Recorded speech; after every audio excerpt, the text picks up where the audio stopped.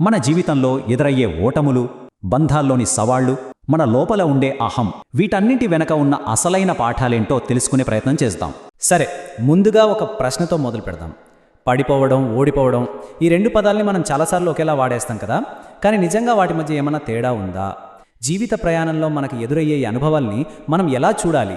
అసలు మ్యాటర్ అంతా ఇక్కడే ఉందన్నమాట. జీవితం అనేది గెలుపు ఓటముల ఆట కాదు, అదొక పెద్ద పాఠశాల. మనకు ఎదురయ్యే ప్రతి అనుభవం, అది మంచిదైనా సరే చెడ్డదైనా సరే, మనకు ఏదో ఒకటి నేర్పడానికే వస్తుంది.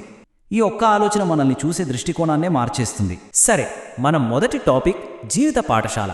ఇక్కడ మన జీవితమే మనకు గొప్ప గురువు.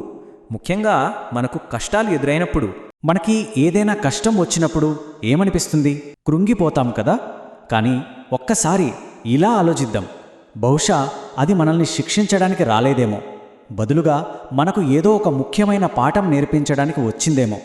ఆ క్షణంలోనే మన అసలైన బలం బయటపడుతుంది. అవును, చూడండి, ప్రతి నెగటివ్ అనుభవం కూడా మనకొక పాజిటివ్ పాఠాన్ని ఎలా నేర్పుతుందో. ఓటమి అనేది గెలుపు విలువను నేర్పిస్తుంది. ద్రోహం అనేది ఎవరిని నమ్మాలో, ఎంత జాగ్రత్తగా ఉండాలో నేర్పుతుంది. అలాగే పడిపోయినప్పుడే కదా మళ్ళీ బలంగా ఎలా నిలబడాలో తెలిసేది.